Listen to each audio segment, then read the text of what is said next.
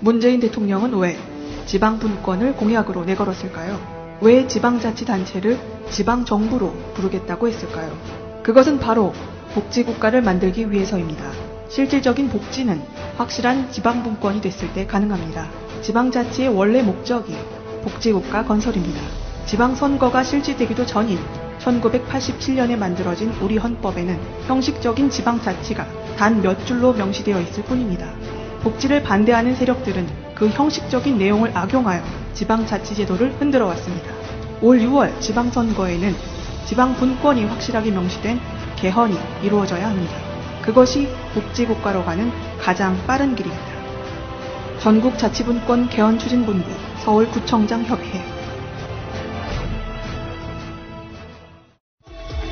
꼭 알아야 할 어제의 뉴스. 2016년 다스 내부 상황은 복잡해 보입니다. 이상은 회장의 아들 동영 씨는 협력업체 리베이트 수수 문제로 궁지에 몰렸으면서도 대표의 꿈을 버리지는 못한 듯 보입니다. 내가 총괄해서 대표이사로 가는 거를 안 되니까 그거를 이제 좀 사단을 그을 것 같은 그런 뉘앙스인 거야, 분위기가. 하지만 다스의 실권은 이미 이명박 전 대통령의 아들 시영 씨가 다 틀어진 상황. 시간이 지날수록 버티기 힘든 자신의 처지에 대한 한탄을 털어놓습니다. 형도 버텨야 되잖아. 근데 회장님이 살아계신데 형이 나가게 되면 너도 입장이 곤란해지잖아. 시영이는 저렇게 나가지. 이쪽에서는 나를 없애고 싶지. 타격을 줘야 회장님도 순수하게 말 들을까 싶어서. 대표는커녕 현재의 자리를 지키기도 버거워 보이는 데다 시영 씨 측이 자신을 강등시키는 것도 모자라 아예 쫓아내려 한다고 걱정하기도 합니다. 이제 문제는 형이 총괄 부사장으로 있는데 강등 시켜가지고 뭐 정호영 밑에서 이제 아산으로 보내려는 생각을 했던 것 같아, 다들. 자기들끼리 세 명이서는. 실제로 이 통화 넉 달 뒤 동영 씨는 총괄 부사장에서 부사장으로 강등된 데 이어 다스의 아산 공장으로 밀려났습니다. 벼랑 끝에 선 상황, 아버지 이상은 회장을 마지막 보루로 삼으려 애쓰지만 회사 내에서 별다른 목소리를 내지 못하는 아버지에 대한 연민도 함께 묻어납니다. 회장님한테 내일 내가 찾아뵐 거야. 아무한테 안 하고. 회장님 의견이 중요하잖아. 아무리 뭐 필요 없는 의견에도. 전화통화에서 나타나는 동영 씨의 말에선 다스 최대 주주의 아들이나 고위 임원이라기보단 당장 쫓겨날지도 모른다고 걱정하는 이의 초조함이 묻어납니다. 다스의 실소유주라는 의혹을 부인한 지 10여 년. 이 때문에 이명박 전 대통령이 세간의 시선을 의식해 다스를 직접 넘겨받는 대신 제2의 다스를 키우는 방식에 우회 상속을 하고 있다는 의혹은 거셌습니다. 이 회사가 바로 2015년 시영 씨가 만든 SM입니다. 그런데 녹음 파일엔 SM이 다스의 핵심 부품 업체를 인수해 덩치를 키우는 과정에서 SM이나 시영 씨 개인 돈이 아닌 다스 자금이 쓰인 정황이 드러납니다. 은 SM에서 인수한 걸로 하고 자금은 다스에서 나갔다 그러던데. 넌 그거 어떻게 알아? 직접 들었습니다. 김진 총괄부사한테. 제가 이제 이동영 시영 씨 개인 회사엔 거래 물량이 몰리는 반면 동영 씨의 회사는 물량 확보를 걱정해야 하는 정황도 드러납니다. 근데 SM의 물량은 어느 정도 가고 우리가 고모부니까 적극적으로 지원하는 것 같더라고요. 그리고 아예 물량이 맞는 건 안 맞는 문제. 그거는 중요한 거는 형이 자리가 보존될 때 되는 일. 시영 씨가 쥐고 있었던 건 다스의 자금줄뿐만이 아니었던 걸로 보입니다. 직원의 복직 여부를 이야기하면서 이 사람 저 사람 얘기하지 말고 자신에게 말하라고 합니다. 문제의 결정권자가 시영 씨라는 게 엿보이는 장면입니다. 그래서 내가 물어볼게요. 지금 요청하는 게 어떤 내용인지 나한테 좀 얘기해. 나도 전에 자꾸 들어가지고 뭐가 사실은 제대로 된 내용인지 내가 사실 혼란이 좀 있다고요. 이 사람 얘기하는 거 틀리고 저 사람 얘기하는 거 틀려가지고 정확하게 좀 나한테 얘기 좀 해줘봐요. 힘을 가진 또 다른 인물로부터 복직을 약속받았다고 하자 단칼에 말을 자르며 안 된다고 말합니다.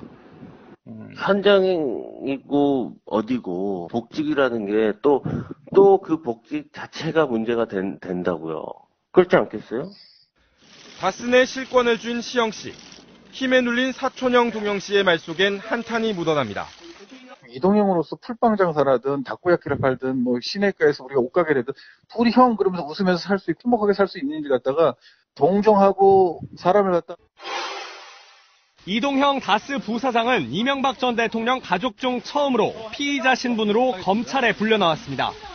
오늘 새벽 조사를 마치고 나오며 다스 실소유주 의혹과 관련된 육성 녹취 파일에 대해 모르는 일이라고 주장했습니다.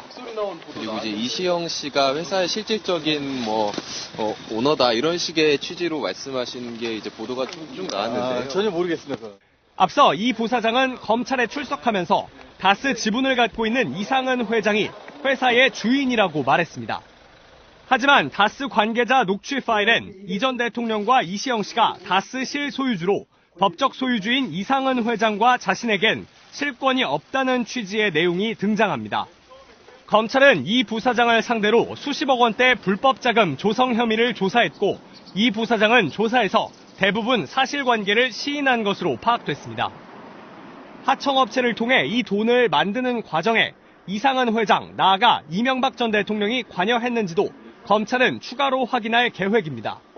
검찰은 또 다스의 최대 주주였던 이 전 대통령의 처남 고 김재정 씨의 부인 권영미 씨 자택을 압수수색하고 권 씨를 소환해 최대 주주 지위를 내려놓은 배경 등을 조사했습니다. 자, 이런 표현 거슬리실지 모르겠는데 거슬리네요. 벌써 거슬리기 시작했어요. 신비볼 졸라 거슬립니다. 아, 네. 마차님한테 한 방 먹었습니다, 지금. 아니, 가끔 먹더라고, 방송 들어보면. 네. 그런데 나는 무기가 있지. 알았어, 방송 끝. 그래서 그 마이크를 컨트롤 타워를 돌아가면서 하자고. 거슬린다는 걸 말 꺼내기도 전에 지금 이렇게 1분씩 잡아먹으면서 어떻게 해야 되는 거예요, 지금? 어? 무슨 말을 갖고 거슬릴지 모른다 그랬냐면 사투리 쓰려고 그랬어요. 허벌나게 추운 날. 진짜 날씨가 허벌나게 춥네요. 경상도 말로는 허벌나게를 뭐라고 해요? 억수로. 억수로 맞겠다. 억수로. 우리 동네에선 전나게. 그 추위를 뚫고 이 방송실에 도착하신 분들 소개를 해드리겠습니다. 자, 유명정님. 안녕하세요, 유명정입니다. 예. 유명정님이 없는 며칠 사이에 유명정의 그 역할이라는 게 굉장히 중요하구나라고 많이 느꼈어요. 빵을 사오는 사람이 하나도 없어요? 예. 참, 그것이 아닌데, 참, 허벌나게 웃기셨어요, 지금. 자, 다음에, 마차님. 안녕하세요, 마차입니다. 마차님이 방송에 안 나오면은, 왜 안 나오냐고 하시는 분들이 많아가지고. 팬들이 많아가지고요. 제가 요즘 새날을 예청하는데, 보니까 마차님이 중간중간에 재밌는 멘트를 많이 날리시더라고. 잘하는데, 바쁜 사람을 또 불러다가 쓰는 이유 중에 하나가 그 애청자분들의 열화와 같은 상황? 그러니까. 사인 100장 해드릴게요. 이따 남으세요. 등회해주세요. 자, 그리고 소개하기 전에 뛰어나오는 저 목소리가 정말 싫다, 진짜. 신비데이. 자, 신비님 오셨습니다. 존나게 신비한 짤도신입니다. 목소리가 제일 좋다 하죠? 그렇죠. 네, 소문이 그렇다고 그러더라고요. 이 목소리가 특색이 있다고 하대. 희한한 걸 주워 들고 와가지고. 뭐 특색이 무슨 특색 있어요? 광주시청을 갔는데 엘리베이터에서 둘이 대화를 하는데 시청 공무원이 혹시 새날의 신비에 맞습니다. 진짜요? 예, 그랬어요. 실제로. 그런 경우를 저도 가끔씩 당하는데요. 약간 소름 끼쳐요. 내가 전에 무슨 말 했지? 그 생각부터 떠오른다니까. 저는 가끔 일주일에 한 번 정도는 지하철에서도 그래요. 그래서 그냥 말을 안 해요. 부럽습니다. 저는 밖으로 나갈 일이 없어가지고. 목소리가 그런가 봐요. 하긴 뭐 신비님하고 제 목소리 헷갈린 사람도 있고. 제일 기분 나쁜 건 그런 거지. 내가 한참 지나고 있는데 새날에 나한테 신비님 하면 정말 알맞네. 정말 제가 취업적인 거지. 신비님 생긴 것도 잘생겼잖아요. 특별하게 생겼어요. 신비님은 그래도 우리 관계에 있어가지고 나보다 좀 더 연상이고 그러니까. 제가요? 잠깐만 형이라고 불러봐 시켜 그럼. 푸른나무 형. 제가 88년생이에요. 근데 목소리 비슷한 거로는 정민님 있잖아요. 예. 최정민님은 나한테 말도 못해. 이런 말을 못하는 거예요. 내가 전에 말씀드렸죠. 특정한 주파수 음역대의 목소리 구분 잘 못하시는 분들이 있다고. 그런 분들한테는 신비가 나오는 건지 푸른 나무가 나오는 건지 내가 옛날에 그런 말 들은 적이 있어요. 지가 말하고 지가 답하더라는 거야. 에이 참. 자, 알겠고요. 세 분과 함께 방송 출발하겠습니다. 제도로서의 민주주의가 흔들리고 불타는 일은 이제 없습니다. 민주주의가 밥이고 밥이 민주주의가 되어야 합니다. 자, 이상득 씨는 일어날까요? 과거 정적을 봐서는 일어나죠. 지금 들리는 소문에 의하면 26일 날 어쨌든 분명하게 검찰에 출두하겠다라고 약속을 했기 때문에 지금 병원에서 검사들의 조사를 대비 훈련을 하고 있지 않냐 하는 지금 소문이 돌고 있죠. 아마 침대에서는 일어나시겠지만 아마 그 관례로 보면은 또 휠체어에 앉아서 하얀 마스크 끼고 출두하지 않을까 싶어요. 아니 동생이 서울시도 하나님한테 바쳤는데 믿음으로 일어나서 걸으셔야 됩니다. 사람이 아픈 거는 사실 좀 천재지변 같은 게 해당하는 거잖아요. 그러니까 26일날 나오긴 나와. 왜 안 나오면 더 나쁜 놈으로 욕 바가지를 먹을 거 아니에요. 나오는데 내가 아파가지고 그것도 갑자기 기절 비슷한 거 해서 병원에 응급실에 실려갔어. 그래 놓고 나서 나오면 검찰들이 그 사람을 왜 보통 이런 정치인들 보면 고강도 조사라 그래서 막 15시간, 20시간 이렇게 조사하잖아요. 그걸 네. 못하니 이렇게 되면 이제 아프다는 핑계로 나와가지고 눈도장만 찍고 다시 나올 가능성이 높은 거죠. 그렇게 딜레이 시키려는 전략이죠. 그런데 이상득이 죄명이 굉장히 간단합니다. yes, no 하면 끝이에요. 예. 특활비 받았니? yes. 돈 어디서 났니? MB가 줬어. 구속! 이렇게 하면 됩니다. 예, 바로 구속이에요. 그러니까 정상 참작의 여지도 있네요. 그렇게 인정하면 구속 안 할 수도 있잖아요. 병원에 밥 먹다가 모처 식당에서 밥 먹다가 갑자기 쓰러져서 지인들이 인공호흡하고 지랄을 했다는 거 아닙니까?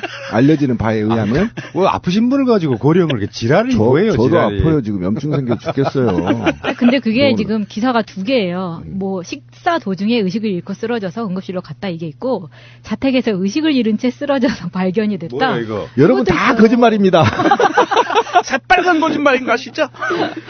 그러니까 쓰러질 예정으로 채널 A한테 미리 통보한 거 아니야. 그러니까 시나리오가 두 개였다는 거죠. 시나리오. 그러니까 처음에 기사는 집에서 쓰러졌다는 기사가 또 나오기도 했었어요. 그러면 집에 식당에서 밥 먹다 쓰러졌다. 이게 맞겠네요. 그렇죠. 그러니까 이 지인들도 사실 이것만으로도 재조사를 해야 돼. 이거 쇼 아니냐? 에? 이게 수사방해거든요. 그렇죠. 네, 그런데 이게 아까 우리 권 PD가 참 제대로 지금 짚어봤는데 우리 한국 사회는 그게 중요해요. 윗사람에 대한 A를 지키는 걸 굉장히 중요하게 생각을 해서 제가 볼 때는 그 떡밥을 던진 거야. 나 오래 못해 수사. 그리고 바로 구속시키면 한국적 정서에 맞지 않아. 검찰이 약간 좀 고민할 것 같아요. 왜냐하면 연세도 많으시고 그런 측면에서 측은지심을 좀 불러일으키기 위해서 아마 내일 제가 볼 때는 휠체어로 타고 갈 확률도 좀 있고. 안타깝다 진짜. 안타깝죠. 그런데 대한민국 검찰은요. 이 이상득 씨가 아무리 나이가 많이 먹었고 고령이라고 하더라도 사실 이분은 굉장히 정정한 편인데 제가 아는 어떤 전에 한번 방송에서 말씀드린 적 있죠. 살인사건 났었던 부분. 그분도 가해자분이 80이 넘었는데 구속 수감됐어요. 뭐 이상득 씨라고 뭐 구속 수감 안 될 이유가 있나요? 죄를 졌으면 증거인멸의 여지가 있으면 이건 뭐 구속 수감하는 게 맞아요. 그러니까 포스코 건도 대법원 판결이 나기 전에 원래는 구속 사안인데 고령에 병이 있는 걸로 지금 풀어두고 있는 거 아니에요. 그러니까 지금 이상득은 나 최대한 아파라고 하는 거를 강조를 계속 해줘야 돼요. 쓰러진다고 하는 게 이런 거 있잖아. 푹 쓰러진 뒤에 정신이 멀쩡해. 쓰러지고 그 인증 한번 남겨주고. 사실 병원에 가면은 특별한 지병이 있어서 그런 게 아니라 기력이 세서 그렇다 이런 식으로 이제 진단서 비슷한 거 하나 끊고 그래놓고 이 사람 검찰에 가가지고는 짧게 난 출석했어 정도의 이야기만을 남겨두고 나오게 되면 검찰은 수사하고 싶은 이야기를 다 못하고 그러면 최대한 이명박에 대한 수사도 딜레이 될 수밖에 없는 그런 부분이잖아요. 그러니까 이거는 지연 전략 이상득 이하도 아니다라고 봅니다. 그리고 이상득 씨가 최근에도 언론에 보면 막 부축하고 다니고 그러면서 그 아픈 거를 계속 밖으로 사인을 보내요. 그러니까 우리나라 평균 연령이 지금 남자 여자 뭐 약간 차이가 있지만 80 정도라고 되지 않습니까? 이상득도 사실은 80 조금 넘은 굉장히 정정하고 사실은 좀 심하게 표현하면 젊어요 아직. 요즘 그렇습니다. 80은 나이도 아니지. 그렇지. 팔팔하게 막 날아다니고 테니스 치고 하잖아. 근데 어쨌든 이상득이 과거 사람인 건 맞아요. 지금 대한민국 국민과 검찰은 동정을 할 마음의 여유가 없어요. 왜 그러냐면 MB가 그만큼 국민한테 대한 최소한의 A를 지키지 않았고요. 그다음에 이 죄질이 한두 가지가 아닙니다. 지금 상당한 죄질이 있기 때문에 이게 지금 단 1%도 좀 동정론이 좀 일지 않고 있다라는 거잖아요. 지금 사회적으로. 그래서 강도 높은 수사를 좀 해야 된다. 그래야만 붕괴된 국민들의 자존감을 좀 살려줄 수 있다. 얼마만큼 MB 때문에 많은 것이 붕괴가 됐고 사실은 제가 박근혜를 굉장히 사랑했잖아요. 우리 예청자분들은 다 아시겠지만 박근혜를 이렇게 망치게 만든 장본인도 MB거든요. MB부터 모든 부정이 시작됐단 말이에요. 이 특활비 활동도 MB부터 시작됩니다. 그렇게 됐기 때문에 MB가 적폐의 원인이기 때문에 그와 관련된 수사는 강도 높게 해달라라는 것이 지금 국민 80%의 요구사항이에요. 그러니까 이상득은 그렇지 않아도 그런저런 게이트 비슷한 거에 많이 얽혀 있잖아요. 국정원 돈도 돈이고 어떤 집단으로부터 어떤 돈을 받았는지 사실 아무도 몰라요. 실제로 그 정도로 비리 부패 구조의 핵심 중에 한 명이거든요. 근데 이미 이상득에 대한 수사가 늦어지면 이명박은 그만큼 시간을 번다 이런 측면도 분명히 있는 것이죠. 자, 잠시 후에 다시 오겠습니다. 이동영 다스 부사장의 통화 내용이 우리 방송으로도 이미 나갔습니다만 일파만파예요. 아, 충격이었습니다. 실제로 말하는 것들 적족이 누가 봐도 그런 거예요. 서로가 대화를 하는데 우리가 알고 싶어하는 내용이 뉘앙스로 다 나와요. 이상은이 바지 사장이고 이동용도 거기에 이제 그런 거 있잖아. 사실은 건물주가 자기 집 아래 1층에다가 원래 장사하던 사람들 쫓아내고 커피숍 차려주는 거랑 똑같은 거야. 바지 사장인 형님인 이상은이 자기 아들 어디 갈 데 없는 놈 꽂아서 이제 막 부사장 시키고 막 했어. 근데 사실은 실소유주인 이시영이 이제 치고 딱 들어오면서 뭐 그런 식의 대화가 나오지 않습니까? 너무 빠르게 이시영 체제로 바꾸고 있다. 그래서 그게 그렇게 하지 말라고 지금 조언하고 있다. 뭐 이런 식의 얘기가 나오고요. 이상은 이상득, 이명박 이런 어떤 서열상에 있어서 가장 돈 많은 이명박의 자식을 자기 원래 주인인 사람이 자기 꽂아 놓으려고 보니까 지금까지 대리해서 다스를 끌어왔던 사람들 입장에서는 조금 서운한 부분이 있는 겁니다. 그래서 그런 대화들이 이렇게 쫙쫙쫙쫙 나와요. 녹취록 한번 또 읽어볼까요? 아버님, 이상은이죠. 아버님이 시영이하고 MB를 싫어해서 그런 게 아니잖아. MB하고 좀 다치지 않기 위해서 좀 천천히 승진해라. 천천히 승진해라. 그거 맞는 말이었어요. 다음에. 나도 회장님이 살아계시는데 이런 꼴을 당하니까 내가 울분이 터지지만 이 얘기를 회장님한테 하지 못하는 게 마음이 아프다. 어차피 희생하는 거잖아. 회장님도 희생했잖아. 우리 느낌 그대로예요. 예. 신감사가 솔직히 말해서 시영이 편이지. 잠깐만 여기서 정황이 이제 필요해요. 네. 신학수라고 하는 다스의 감사가 이동영한테 사표를 보내요. 너 나가야 되겠다. 출퇴근 버스 관련된 그렇죠, 비리 그렇죠. 혐의로, 돈 받은 혐의로. 신감사가 솔직히 말해서 시영이 편이지. 내게 그건 안무개하고 동영이 문제니까 이 건은 이 부사장이 사표 쓰면 되는 건데 회사에서 이렇게 얘기할 때 기분이 좋겠어? 다음에요. 사촌동생. 이시영을 말하는 거예요. 이 사촌동생이. 네. 사촌동생이 이동영. 형을 해코지하고 형을 나가라고 해도 내가 똑같은 놈이 되면 안 된다는 얘기야. 지금 당장 내가 나갈 순 없는데 내년 몇 년 걸려서 나가는 건 좋은데 이런 식으로 나가면 안 되잖아 분명히. 밖에 나가서 뭘 해먹을 수 있는 자리를 만들어 놓고 쫓아내야지 지금. 그러니까 이 녹취록의 정황을 보면 확실하네요. 이상은 이동영 이 라인을 내치고 이명박 이시영 라인으로 갈아치기 하는 과정에서 그렇지. 너무 급하게 무리하게 추진하고 들어오니까 오히려 이동영이가 충고하는 거네요. 너무 이렇게 급하게 하면 탈락. 이렇게 신기한 게 그렇지 않아도 저 자리를 비워줘야 이시영이 막 들어가고 이러는데 네. 마침 이동영이 그 비리 구조에 하나 걸린 거야. 그러니까 그렇죠. 딱 좋은 타이밍이 돼서 나가라는 압박을 주니까 지금 통화 내용들이 여기서 이제 막 억울해하고 우리가 어떻게 읽어온 것인데 이제 뭐 그런 얘기가 나오는 거죠. 그렇죠. 제가 볼 때 이 녹취록과 관련해서 굉장히 이제 중요한 단서들이 있는데, 그러니까 결국은 다스의 원래 종잣돈이 도곡동 땅 1000평에서 나온 거거든요. 근데 도곡 땅은 사실은 이상훈과 처남인 김재정 씨의 공동 명의로 돼 있었고, 이게 지금 증명이 되는 과정이거든요. 그러면 다스에서 이시영이 본격적으로 주인으로 올라가는 과정에서 이동영이 추락하게 된단 말이죠. 그럼 이 과정에서 이제 비애감을 느꼈다는 거 아닙니까? 야, 이럴 수 있는 거냐? 우리 아버지도 희생했는데 이 얘기입니다, 지금. 그러면 적어도 도곡동 땅 다스의 종잣돈이었던 도곡동 땅 1000평, 이거에 이상훈과 김재정이 사장이 아니라면 이상훈과 김재정이 어떻게 이 도곡동 땅을 매입하게 돼 있는지, 그다음에 이 매입 자금은 어디에서 나왔는지를 밝히면 아주 간단합니다. 지금 제가 볼 때 검찰은 이미 다 끝났습니다. 시기만 저는 저울질하고 있고 확인만 하게 되어 있는데요. 오히려 이 녹취록이, 그래서 제가 충격이라고 얘기했던 말은 이 녹취록 자체가 이상은이 회장이 아니라는 거를, 주인이 아니라는 거, 다스의 주인이 아닌가를 증명하는 것이고, 그러면 역으로 추적해서 도곡동 땅이 이상은 거였는데 그럼 이걸 종잣돈도 다스를 만들었는데 왜 이동영이 길을 못 피는 거냐? 아버지 돈이 없기 때문이에요. 그렇죠? 그러니까 만약에 있었다면 여기 이상은의 출처만 밝히면 끝입니다. 그렇죠. 그러니까 네, 이게 간단합니다. 다스 지분이래요. 이상은이 지금 현재 47.26%고요. 그렇죠. 50% 이상은 주지 않았어요. 그다음에 김재정한테 상속받은 권영미가 있을 것이고요. 등등 해서 지금 실제로 가장 대주주가 이상은인데 이렇게 정황들을 보면 확실해. 우리가 생각했던 그대로야. 근데 문제는요, 이게 법적으로 증거가 되지는 않죠. 녹취에 있어서의 불법성도 있을 수 있잖아요. 녹취에 있어서의 불법성은 뭐 이거는 재판정에서 판사가 가려주는 거지만 검찰은 당연히 수사가 목적이기 때문에 이것을 들이밀었을 거예요. 또는 소스로 활용할 수 있고. 소스라고 해서 뭔 말인지 했네. 소스. 발음 안 돼? 새가 날아든다는 여러분들의 하트를 먹고 삽니다. 잊지 않으셨죠? 에피소드 제목을 누르고 플레이가 되면 오른쪽 위에 하트를 꼭 눌러주세요. 오늘도 감사합니다.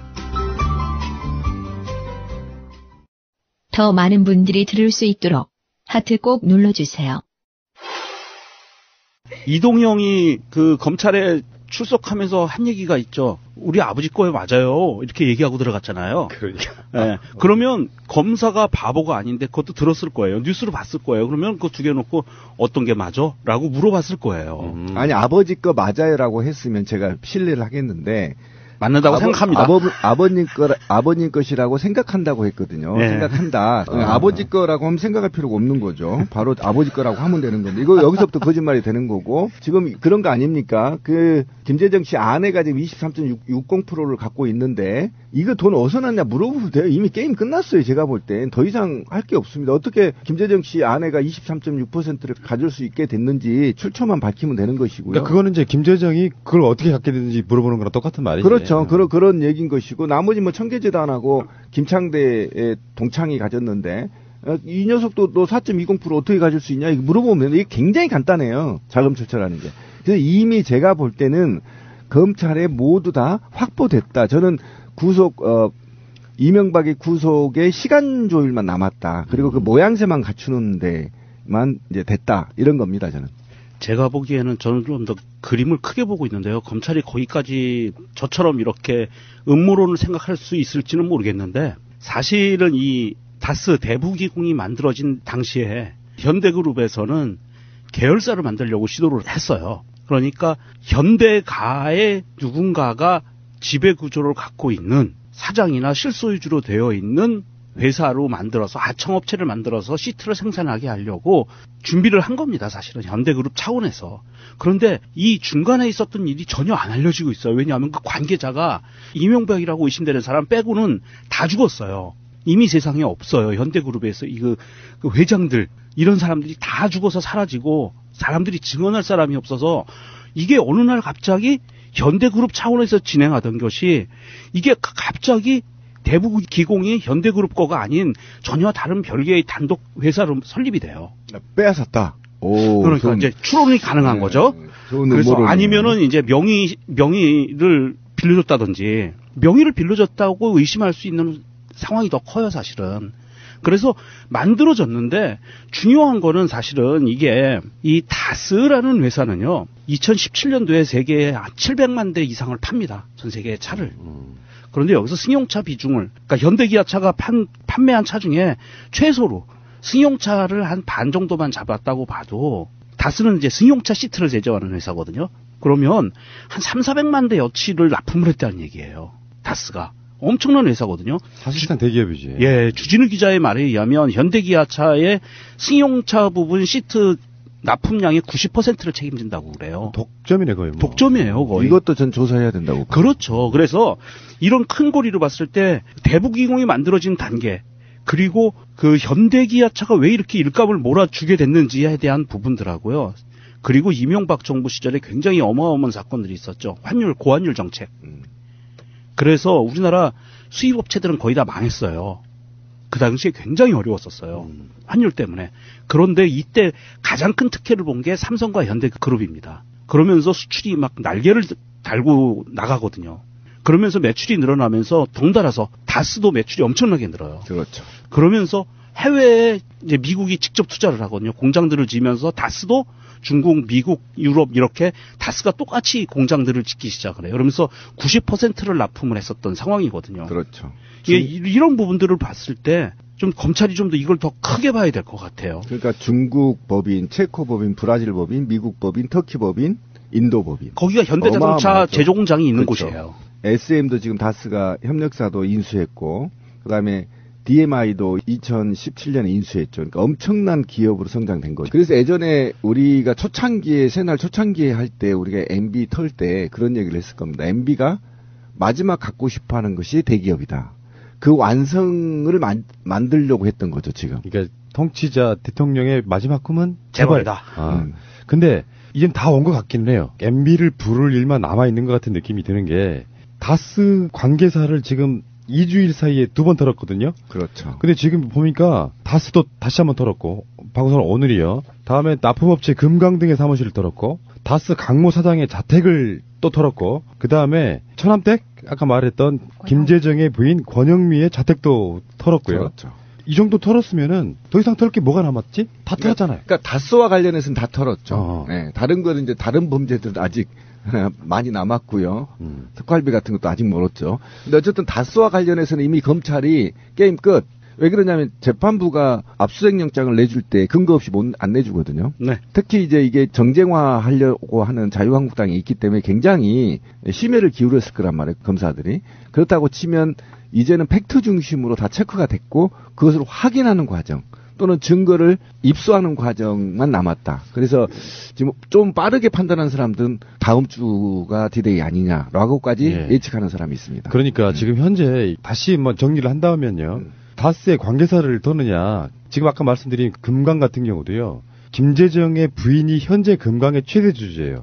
그러니까 대기업들도 하청업체 줄 때 그냥 주는 게 아니고 얘들이 이런 방식이잖아. 다른 사람 차명이나 이런 걸 끌어다가 하청을 주는 것마저도 다 지들이 다 해먹어버리는 상태. 그러니까 사실은 관계사라고 하지만 사실은 계열사인 이런 상태인 경우잖아요. 그래서 금강이 MB 비자금의 저수지라는 의혹을 받고 있는 바로 그런 회사입니다. 그러니까 실제로 외부에서 돈을 그런 식으로 자금 세탁해가지고 다시 뭐 다스로 보내주고 하는 그 역할을 하는 것이기 때문에 MB를 소환하기 위해서 모든 그림에 필요한 모든 걸 다 맞춰놓고 이제는 검찰은 이제 팀이 다르잖아요. 다스 수사하는 팀하고 지금 특활비 수사하는 팀하고 다른데 두 팀이 조율하는 일만 남았다고 봐요. 근데 올림픽이라는 변수 때문에 조율하는 것밖에 안 남았다. 그 사이에 막 부르긴 좀 그래서 계속해서 지금 관련돼 있을 만한 곳, 티끌에도 나올 만한 곳은 다 털고 있는 거예요.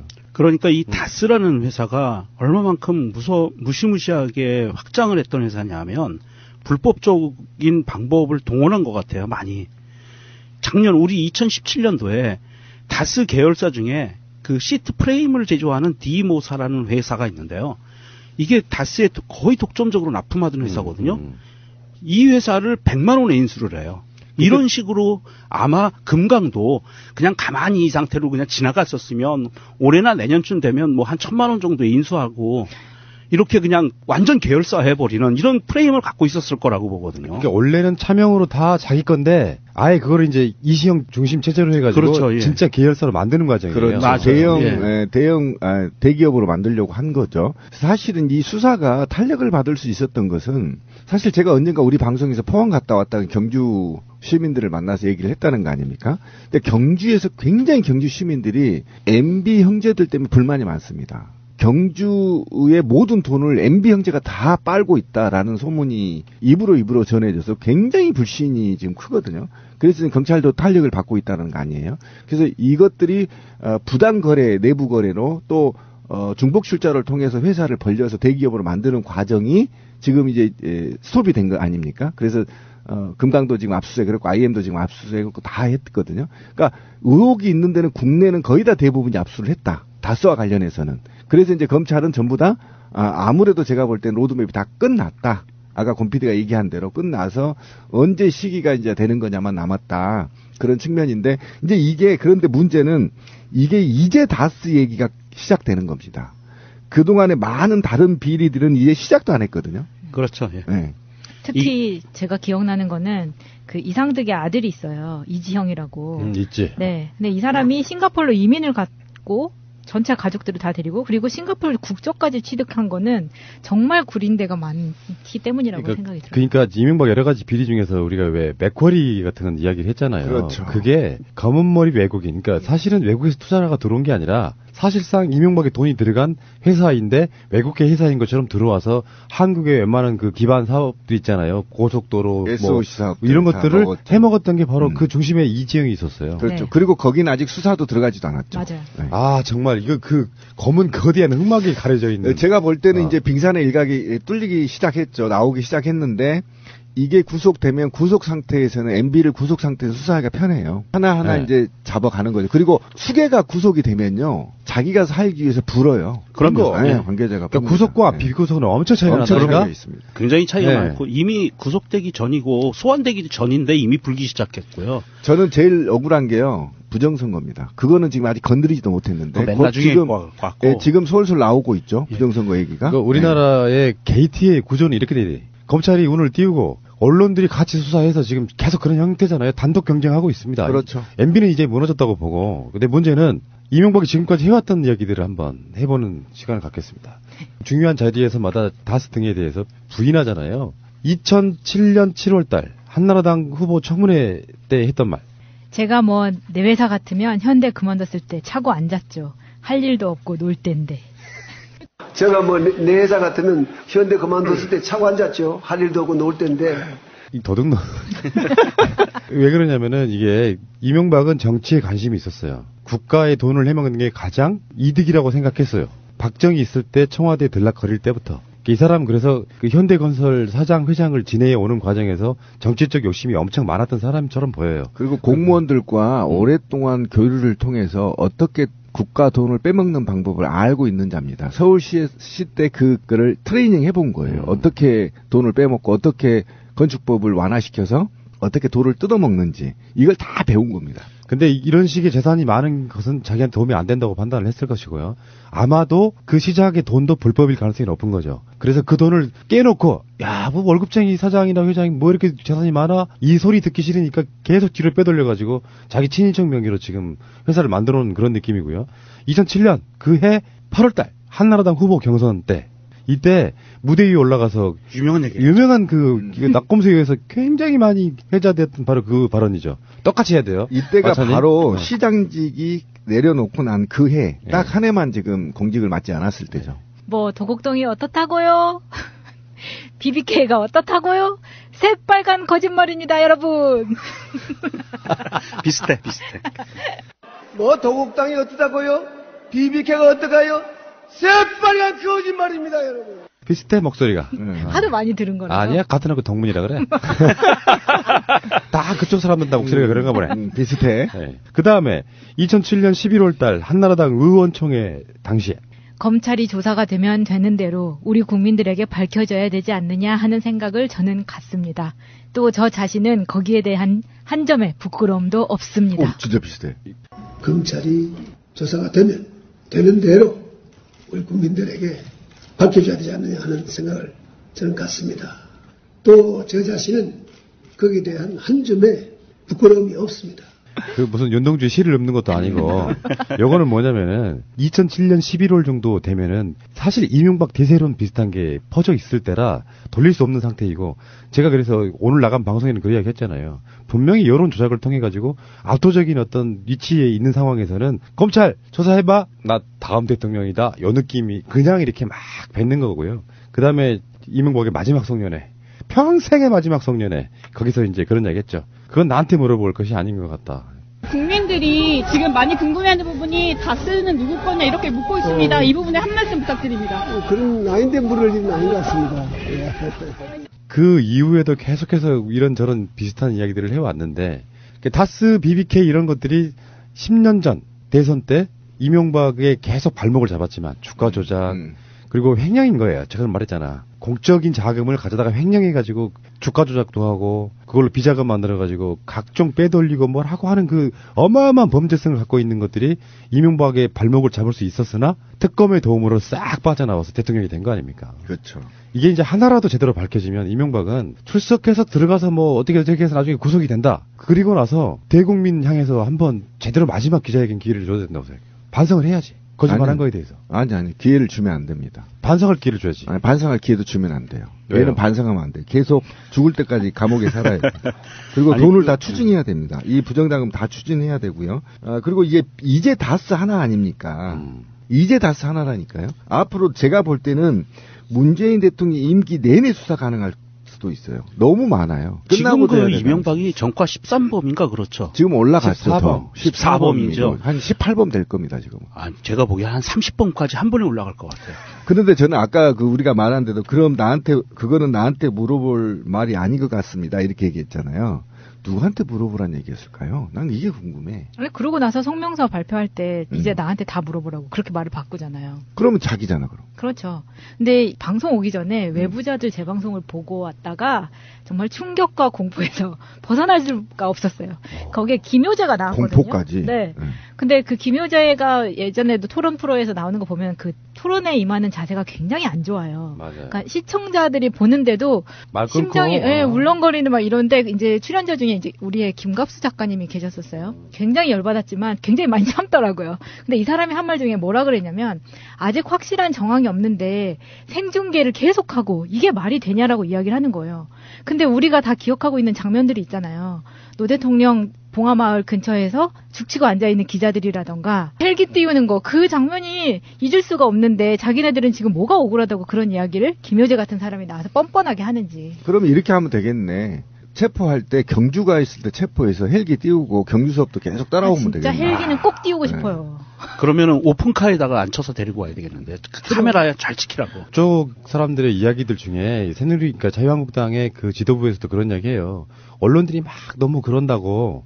그것은 지들이 할 말은 아닌 것 같고 그것을 정부가 하는 게 아니잖아요. 언론들이 하고 있다고. 그것을 마치 문재인 정부가 언론을 또 시켜서 하는 양 이렇게 계속 얘기를 하는데요. 그러니까 자기가 노무현 대통령을 돌아가시게 할 때는 직접 언론을 통제했잖아요. 컨트롤해서 그렇게 언론 프레임을 짰던 거고 지금도 그렇게 청와대에서 언론들을 컨트롤하고 있다라고 믿고 있는 거죠. 자기가 그랬으니까. 네, 자기가 그랬으니까. 자, 알겠고요. 잠시 후에 다시 오겠습니다. 자, 근데 지금 이제 다스 이야기는 끝냈고 국정원의 특활비 이야기가 나왔고 저번에는 대북 공작비? 이것도 지금 유용한 게 나왔단 말이에요. 근데 이게 하나 더 있어. 해외 공작금도 유용을 했어요. 맞아, 이게 대북 공작금하고 다른 개념인데 국정원이라고 하는 것이 열심히 하면 좋지. 우리들 입장에서 뭐 해외에 가서 뭘 하고 대북 공작도 하고 국정원이 북한에 간첩을 보낸다고 한들 그걸 우리가 비난할 수는 없는 거 아닙니까? 그 역할이기 때문에. 그렇죠. 국가를 위해서. 그런데 전시가 아니고 평시에 국정원의 역할이라는 게 그렇게 많은 일들이 있을 것 같지는 사실 않아요. 그렇다 보니까 확실히 이명박은 이런 쪽에 정말 아주 동물적인 감각이 있는 거죠. 야, 이거 이렇게 갖다가 대충 써도 국회에 가서 까발릴 수가 없는 돈이잖아. 그렇죠. 그렇다 보니까 해외 공작금도 유용해가지고 그 돈을 그냥 자기들끼리 써버리는 거예요. 그렇게만 썼으면 1차적으로 우리가 이해를 하죠. 그런데 공작금이 남은 금액들을 원래 불용처분이라고 해서 그 국가에 기속시켜야 되거든요. 불용금. 불용금으로. 그런데 그거를 다시 편성을 해서 사용했다는 겁니다. 특별로. 그런데 제가 이제 화가 나는 건 뭐냐면 지금 우리나라가 제가 보니까 얼추 이게 틀릴 수도 있습니다. 국정원의 특수활동비가 약 5천억 정도 규모가 돼요. 그다음에 각 부처가 좀 8천억 정도 됩니다. 그러면 이게 이제 1조 한 3천억 되는 거 아닙니까? 연간. 그런데 국정원 것만 따지면 5년 동안 2조 5천억의 특활비가 지금 편성되는 거 아닙니까? 평균치로. 그런데 이곳에서 국내와 해외의 공작금이 어느 정도 비율인지는 우리는 알 수가 없어요. 그런데 어쨌든 이렇게 됐는데 국내 공작금 대부분이 간첩을 잡거나 또는 정보를 입수하는데 사용돼야 되는 거잖아요. 특수활동비가. 그런데 또는 우리가 보유하고 있는 간첩들을 이렇게 간첩 활동비를 주거나 뭐 이런 거겠죠. 우리가 안 봐도 알겠지만. 그런데 이것들이 전부 다 불법 감청 장비를 구입하고 또는 그 야당 유력 인사 한명숙과 지금 박원순 뒷조사까지 했다는 겁니다. 이 특활비로. 그래서 이렇게 악용한 데 대하는 거예요. 첫 번째가 이게 국내 특수활동비라는 겁니다. 근데 해외 특수활동비로 사실 이제 스탠포드 대학과 관련해서는 그런 그 빙산의 일각이고요. 빙산의 일각이고 어쨌든 이것과 관련해서 명품 이명박 부인 명품까지 지금 나오고 있는 거 아닙니까? 플러스 가족까지 다 대동했다는 거 아니에요? 그러니까 이런 전반적인 개인 돈으로 다 특수활동비가 사용됐다는 겁니다. 지금 이게 굉장히 심각한 문제고요.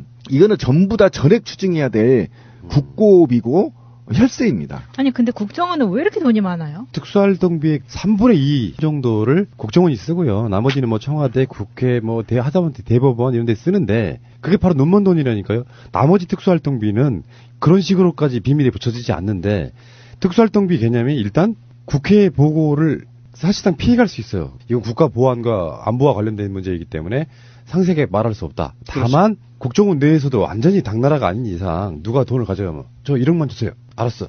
너의 이름은 비밀로 붙이노라. 이게 아니고 출납을 할 때는 가져간 놈. 그렇죠. 여기에 대한 이름이 남기 때문에 나오는 건데 해외 공작금은 그 대표적인 용도 중에 하나가 원세훈이 이제 부정선거 관련해가지고 도피를 하려고 할 때 스탠포드 대학에 200만 달러 이렇게 송금하면서 거기다 마치 기부하는 것처럼 했는데 사실은 자기가 개인 착복한 그러니까 이런 식으로 돈을 너무 많이 갖다 쓴 거예요. 그런데 이게 정말 경천동지할 만한 내용들이에요. 이게 우리가 박근혜 시절을 겪으면서 너무 놀라운 사건들을 많이 겪어서 지금 담담해서 그렇지 지금의 이 원세훈 시절, 이명박 시절의 이 국정원이 특활비를 이렇게 유용했다는 이러한 것은요, 그냥 유용한 게 아니고 박근혜 정부하고 또 다릅니다.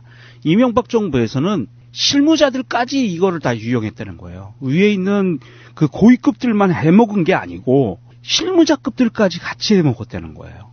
그렇다고 봤을 때 과연 국정원이 우리가 현재까지 밝혀진 거 정도만 적폐스럽겠느냐? 아니라고 보거든요. 그러니까 저는 이제 이게 말씀을 잘 하셨는데 저는 이제 일단 지금까지 의혹으로 밝혀진 게 대북 공작금 특수활동비가 어쨌든 국내 야당 불법 사찰에 사용됐고 시민사회단체 불법 사찰에 사용했고 이거를 해킹 프로그램을 구입해서 각종 사회 시민사회 정치계의 유명인사들 핸드폰을 다 들여다봤다는 거 아닙니까?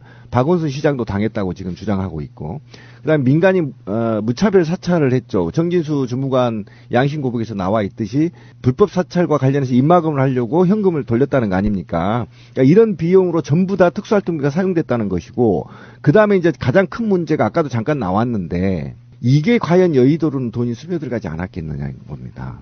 당시 여당 중진들 또는 유력 정치인들한테 이 활동비가 들어가지 않았겠냐는 것이고요. 여기까지 밝혀져야 특수활동비가 마무리가 되는 거거든요. 근데 지금 정치권에는 여의도까지 가지 못하고 있습니다. 근데 이게 엄청난 양이 갔을 가능성이 있습니다. 그러니까 원세훈이 부인 호화 펜트하우스 같은 데는 이게 빙산의 일각이에요. 그냥 추진하면 되는 거거든요. 한 방 먹고 돈 추징하면 됩니다. 어차피 구속되어 있으니까. 또 부인도 있으면 같이 구속하면 돼요. 한 방 쓰게 해주고. 그런데 문제는 지금 금단의 영역처럼 느껴져 있는 게 이게 정당으로 들어가지 않았겠느냐. 선거자금으로 들어가지 않았겠느냐. 또는 아까 원세훈이의 잘못을 덮을 요량으로 또는 사회 이슈화를 시키지 않는 요량으로 언론계와 정치계에 또 들어갔을 가능성이 굉장히 높습니다. 그러니까 이게 지금 우리가 지금 돈을 누가 얼마 가져갔고 얼마 쓰고가 중요한 게 아니야. 이 돈으로 무엇을 했냐가 중요합니다. 블랙리스트 이걸로 만들었어요. 이 돈으로. 그 다음에 이제 가장 큰 문제가 이건 이제 국내 대북 공작금 특수활동비고 해외 공작금은 우리가 지금 알 수가 없습니다. 겨우 밝혀진 게 스탠포드 대학 정도 지금 밝혀진 거고요. 이 돈 규모도 어마어마할 것인데 이 규모도 모릅니다. 그런데 문제는 지난 5년 동안 지금 시대가 맞아 간첩을 이렇게 키우지 않는다는 거 아닙니까? 북한이 남한으로 간첩을 보내서 정보를 입수하는 그런 시대가 아니라는 거잖아요. 지금 다 인터넷에 떠돌기 때문에 검색만 잘하면 또는 해킹만 들어오면 다 정보 공개되는데 왜 어렵게 간첩을 심겠어요? 그러니까 이것이 바로 간첩이 없는데 간첩을 만드는데 또 돈을 썼잖아요. 그렇죠. 예. 가짜 간첩을 만드는데 돈을 썼단 말이죠. 예. 그러니까 이게 제가 볼 때는 돈의 규모이기보다도 이 돈을 어떻게 썼고 누가 소비했냐 이것까지 가야 끝난다. 반드시 여의도까지 가야 된다. 이 수사는. 저쪽에서도 반박을 못하고 있잖아요. 지금. 언론들이 계속 털어대는 상황이라 반박을 못하고 있어서 찍소리 못하고 있는 건데. 여러분 이거 다 거짓말한 걸 아시죠? 문제는 이제 홍문종이라고 하는 친박 정치인이 자금 세탁이랄까요? 최민희 의원 방송에서 한번 비슷한 얘기를 한 적이 있는데 홍문종이 사무총장으로 있던 상황. 사실은 정당의 사무총장은요, 형식적이라고 말할 수는 없지만 공천관리위원회 같은 거. 사실상 실세죠. 예, 우리가 말하는 실세. 공천관리위원회 같은 걸 만들 때 사무총장 입김이 가장 많이 작용한다고 보시면 돼요. 물론 당대표가 더 입김이 있겠지만 사실상의 복심이 사무총장이니까. 그래서 당대표가 누군가가 선거로 당선되면 가장 신임하는 사람을 사무총장에 임명해요. 그런 자리에 있는 사람인데 이 사람이 뭐 지방선거나 이런 선거 때 홍문종의 사학 경민학원이죠. 의정부의 경민학원에 기부를 해. 그 돈을 어떻게 한다고요? 홍문종한테 뭔가 대가를 바라는 사람들은 경민학원에게 거액의 돈을 기부 행위를 하든지 100만 원짜리 물건을 1억에 산다든지 이렇게 해서 돈이 들어갑니다. 경민학원으로.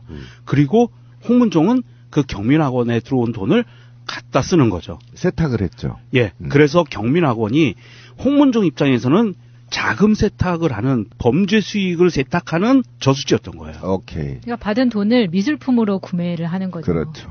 그렇게 해서 그 경민학원이라는 이런 그 하나의 울타리에서 돈이 돌다가 보면 이 깨끗한 돈으로 바뀌는 거예요. 그렇죠. 그래서 지금 그 언론에서 나오는 거는 교비 횡령 이런 이야기를 하고 학원의 그 교비 횡령을 한 개념이 아니고 이것은 더 심하게 정치자금법 위반하고 뇌물죄 뭐 기타 등등 이게 다 들어가야 되는 부분이거든요. 예, 그래서 이걸 횡령으로 봐야 될 것은 아니고 그거보다 더 넓게 자금 세탁을 한 범죄에 쓰이는 돈을 자금 세탁한 이 혐의까지 같이 봐야 되고요. 이게 이명박 정권에서 이명박이 했던 다스를 통해서 했던 것과 똑같아요. 그러니까 어쨌든 홍문종이 친박 중에 핵박이죠. 핵박인데 12년 대선에서 새누리당 중앙선관위 조직 총괄본부장을 했어요. 그래서 이제 새누리당 사무총장을 한 건데 이게 이제 가장 큰 문제는 20여 명의 지역 정치인과 기업인들한테 어쨌든 10억대가 넘는 밝혀진 것만 지금 10억대가 넘는 공천 헌금을 받았다는 거 아닙니까? 그러니까 이게 지금 제가 우리 방송에서 여러 번 얘기했지만 제가 해직되기 전에 그때 당시에 그 구청장도 사실은 10억을 주고 공천을 받았다는 소문이 돌았어요. 이거는 의혹입니다. 밝혀진 건 아니죠. 그 중에 이제 3, 4억이 사실은 선거자금으로 내려오는 거죠. 그런데 이런 메커니즘이 확인됐다는 데 대해서 좀 경악스럽고요. 그러니까 우리가 말로만 한간에 떠드는 소문 있잖아요.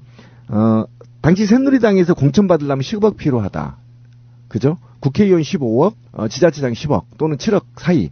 이렇게 지금 한간에 소문이 돌았는데 이게 지금 밝혀진 거잖아요, 지금. 그죠?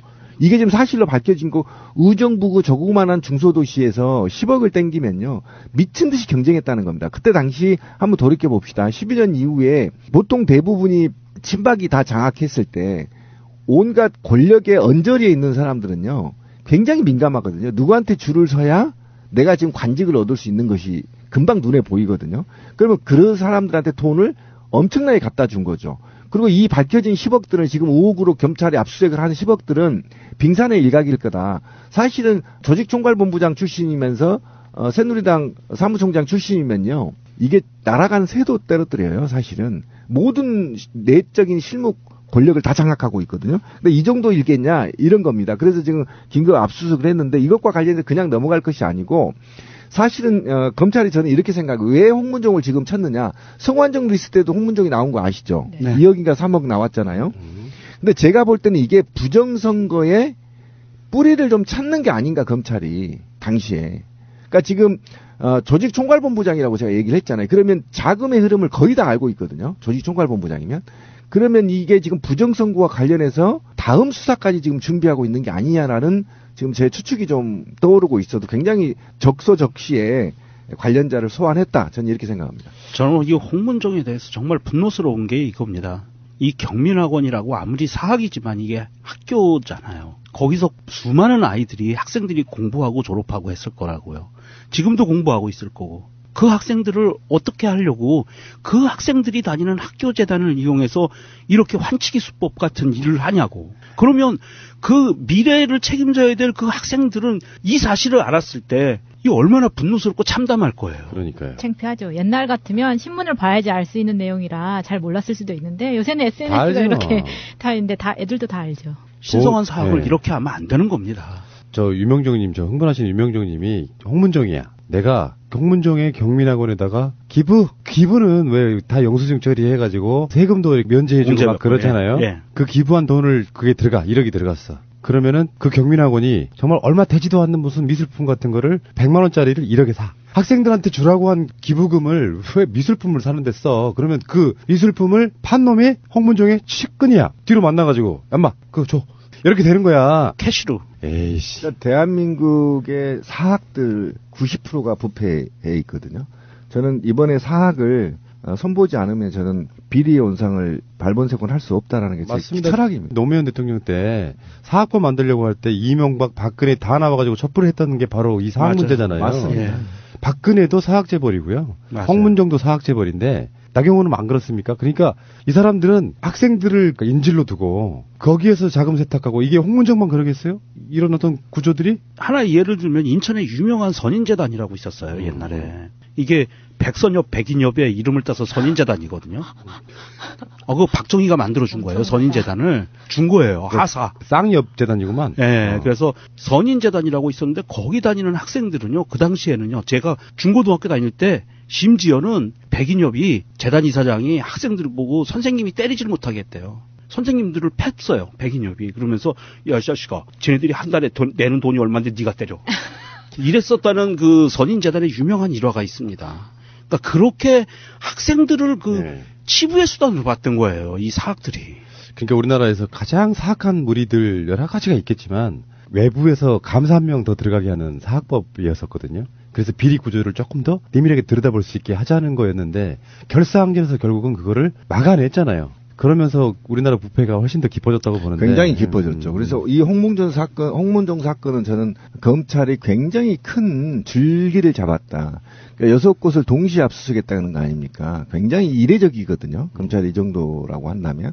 그러면 어쨌든 저는 2012년 대선의 불법 자금까지 지금 들여다보고 있다라는 것이 암시하고 있어서 이 홍문종 사건은 굉장히 집중돼서 우리가 관심을 가져야 되고요. 그다음에 이것과 관련해서 아까 성완종 리스트가 그냥 유야무야 넘어가 버린 사건이거든요. 이 사건도 다시 재조명될 가능성이 굉장히 높습니다. 그래서 유심 있게 좀 관심을 가져야 놓으면 2012년 불법 대선 선거가 같이 맞물려서 지금 조사가 되고 있는 그런 정황인 것 같아요. LCT 비리 문제로 배덕광 들어가 있었기 때문에 항상 국회마다 한 놈이 누구지? 했던 바로 그 배덕광이 국회의원직 사퇴서를 제출했는데 홍문정도 머지않았다라고 보시면 될 것 같습니다.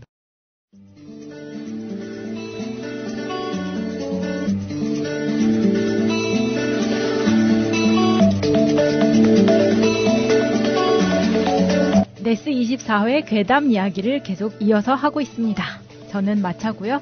제가 하려고 하는 괴담 이야기는 내가 사람을 쉽게 믿으면 안 되는구나 라는 거를 깨달았던 그런 이야기를 좀 해보려고 해요. 그 이야기는 벌써 했잖아요. 450만 원. 450.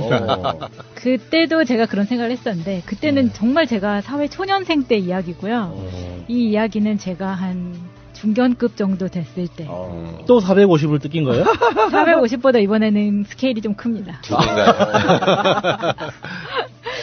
제가 이제 국내에 진출한 프랑스 회사를 다니고 있을 때였는데 작은 회사였기 때문에 뭐 외국계 법인이라고 해서 그러니까 외투 법인이라고 해서 규모가 다 크지는 않아요. 근데 이제 사장님하고 저하고 이제 직원들 몇 명하고 이렇게 하고 있었는데 어느 날 저희 영업 직원이 어떤 다른 거래처 사장님을 데리고 와요. 그런데 이 사람이 와서 보니까 이 나이 치고는 영어도 제법 하고 그래서 제가 중간에서 동시통역을 할 일도 줄어들고 얘기를 하다 보니까 같은 고향 출신이고 뭐 자기 와이프가 우리 고등학교를 나왔고 뭐 나의 대학교 선배기도 하고 막 이제 이런 게 얽혀 있는 거예요. 그러다 보니까 이제 호감도가 이제 상승을 했죠. 그러면서 이제 점점 친해지기 시작한 거예요. 그 업체 사장하고. 그리고 이제 저희 사장님하고도 잘 이야기가 통하고 하니까 굳이 제가 미팅에 안 들어가도 둘이 알아서 하고 하는 게 이제 편해서 이제 그 업체하고 이제 거래가 많아지기 시작을 했는데 후에 이 사장이 이런 제안을 해요. 우리가 국내에서는 세일즈를 그래도 좀 자리가 잡혀 있으니까 우리랑 같이 M&A 형식으로 이렇게 조인을 해가지고 같이 해볼 생각 없느냐라고 이야기를 해요. 그래서 이제 저희는 그렇게 조인트 벤처식으로 하게 된다면 괜찮을 것 같다. 그래서 우리 본사에 얘기를 했더니 그럼 그 사람 한번 보자 해가지고 사장님하고 저하고 이제 그 업체 사장하고 셋이 프랑스 출장을 갔어요. 출장을 한 4일 정도 갔었는데 제가 지금까지 살아오면서 갔던 출장들 중에 가장 힘들었던 출장이었어, 정말. 다시는 내가 누구를 모시고 이렇게 가는 출장은 넌 정말 안 되겠구나. 아니, 그때 그 가방이 뭐 무거웠어요? 아니, 부모님 모시고 갔을 때보다 더 힘들었어요? 그거는 그래도 여행인데, 이번엔 출장이니까 제가 너무 이제, 긴장을 하기도 했고, 가방이 무거웠다기보다는 이 사람들이 막 100m 가서 카페 가서 앉아서 커피 마셔야 되고, 담배 피워야 되고 이런 것들을 그러니까 진도가 안 나가는 거예요. 계속해서 어딜 가면 갈 때마다 커피 마시고 담배 피고 이거를 계속 하는데 이 사람 이 사장이 계절씨. 한국에서도 그렇지만 밥을 잘 안 먹고 이 에스프레소하고 커피만 계속 마시는 사람이에요. 그래서 이제 원래 프랑스 남자가 그렇게 마시면 좀 멋있어 보이지 않아요? 근데 한국 사람이 완전 삐쩍 말라가지고 이제 막 이러는 거였는데 근데 어떤 그 사업이나 그런 걸 보는 비전이 좀 있는 사람이었어요. 그때 당시에 제가 볼 때는 그래서 제가 이 사람을 이제 점점 좀 믿었죠. 그래서 이제 조인트 벤처를 하는데 좀 급박하게 돌아가게 됐어요. 그래서 우리 사무실이 아직 안 빠졌는데 이 사무실로 들어가서 와서 일을 하라는 거예요. 그러니까 우리 사무실이 일단 내놓고 빠지기 전에 이 회사를 들어간 거예요. 전체 저희가 짐을 다 가지고 재고랑 다 가지고 들어갔어요. 근데 이 회사가 직원이 한 10명 정도 됐었는데 영어를 할 줄 아는 직원이 아무것도 없는 무역회사였어요. 그러니까 조선족 한 명을 두고 얘가 이제 중국하고 왔다 갔다 하는 거는 얘기를 하는데 나머지가 없으니까 뭐 미국, 유럽 다 아무것도 안 되는 거 아니에요? 네. 그래서 이제 제가 들어가서 사실은 법인은 따로 있었지만 사무실을 같이 쓴다는 이유로 이제 이 회사 일을 굉장히 많이 해준 거예요. 근데 밤 12시까지 계속 했는데 나 혼자 남아서. 근데 그때 되게 좋았어요. 내가 열심히 뭘 할 수 있다는 게 좋아서 정말 열심히 했는데 그 회사에 이제 저희랑 완전히 비즈니스가 달랐지만 예를 들어서 뭐 동대문에 사입도 가고 막 이랬단 말이에요. 그러면 이제 거기는 그 제가 나중에는 막 이 사장님 정말 괜찮은 사람이구나라고 생각을 했었는데 이 사람 밑에 이제 실장이라는 여자가 있었어요. 이제 그 사람이 동대문에 사입도 가고 하는 사람이었는데 이 사람 따라서 새벽 3시에 사입도 한번 따라가 보고 가서 짐을 제가 거기 왜 사입 삼촌이라고 한 사람이 있잖아요. 이거 막 이렇게 짐 지고 막 하는 거.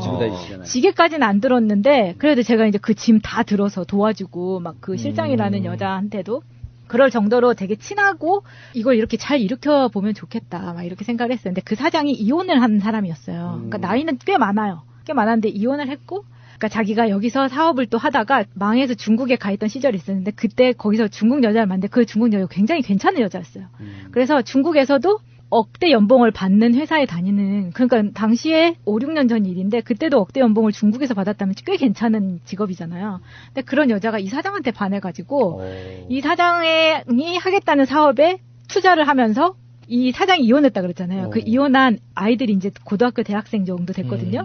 근데 그 아들, 딸, 그리고 애 엄마까지 생활비를 이 중국 여자가 캐나다로 붙여주는 거예요. 이야. 역시 그 대륙의 마인드네. 대륙이네요. 멋진 여성. 바다처럼 넓은 마음. 그래서, 와, 진짜 중국이네. 대단하다. 진짜 사랑한다. 정말 사랑하는구나. 이렇게 대단하다, 생각을 진짜. 했던 거예요. 그리고 이제 제가 이제 그 회사에서 들어가서 이제 약간 이제 다 어리고 뭐 하니까 들어와서 이제 막 엄청나게 일을 하기 시작했죠. 나눠서 일을 하기도 하고 왜냐면 이쪽 분야에서 일을 하는 사람이 없기도 하고 시스템이 전혀 안 갖춰 있는 상태에서 거기는 아직도 종이 계산서를 쓰는 거예요. 종이 세금 계산서를. 그래서 이거를 전부 다 전자로 바꿔야 된다고 그 시스템 하는 것부터 들어갔는데 기존에 있던 직원하고 저하고 약간 마찰이 생기는 거죠. 왜냐면 자기들은 계속 종이 세금 계산서를 쓰고 싶은 거예요. 그러니까 저는 계속 외국계만 다녔던 사람이고 여기는 완전히 한국의 제조업이랑 이렇게 하다 보니까 너무 이게 안 맞는 거예요. 그러네. 요즘에는 사실 전자계산서를 많이 쓰는데 네, 그 그렇죠. 당시만 해도 이제 두 개를 좀 같이 쓸 때였나 봐요. 네, 특히나 이제 아직도 동대문에서는 그렇게 쓰기도 할 거예요. 요즘은 거의 90% 이상 전자계산서예요. 아, 그래요? 네, 종이 계산서 안 써요. 그래서 이제 사장님은 저한테 미션을 줬죠. 네가 이걸 다 엎어봐라. 쟤네 말 안 들으니까 네가 좀 해. 이렇게 했는데 거기에서 이제 격리하는 분은 나이가 한 50대 후반이었고 막 이러니까 제가 또 막 그렇게 할 수도 없는 그런 거였어요. 그렇지만 너무 이게 가족같이 항상 사장님이 가족같이? 네. 이제 그 밑에 파트에 젊은 친구들 빼고는 다 이제 아줌마들이 많았어요, 또. 그러니까 아줌마들, 그러니까 여자들만 모아서 그 단톡방을 만들어가지고 사장님이 24시간 시도 때도 없이 거기다가 이제 막 출석, 새벽 1시에도 출석 이렇게 장난으로 딱 보내요. 그러면 1, 2, 3, 4, 5 이걸 해야 되는 거예요. 미친 새끼인데? 그런데 잠을 자느라 대답을 못했다. 그러면 그날 점심 네가 사. 이렇게 되는 거예요. 제대로.